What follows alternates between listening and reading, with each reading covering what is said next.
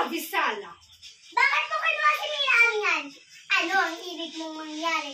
Si Mira, kapalit ni Lira. Yan ang aking ibig mangyari. Kung hindi mo ibabalik sa akin ang aking anak, huwag kang umasang makikita mo muli ang iyong anak. Laban.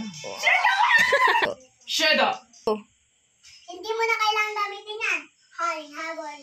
At ano ang iyong pasya? At ano ang iyong pasya? Hindi niyo magagamit si Mira laban sa akin.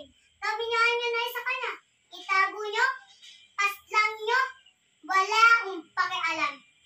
Masama ka talaga, Perena. Ina, totoo? Kahit pa, paslan nila ako? Stop na! At kung ano man nilibak mong tungkulin ay wala na sa akin. Inuulit ko, gawin niyo ang yun nais kay Mira. Kahit papaslagan siya. Nahihirapan din naman gawin sa akin ang inyong anak.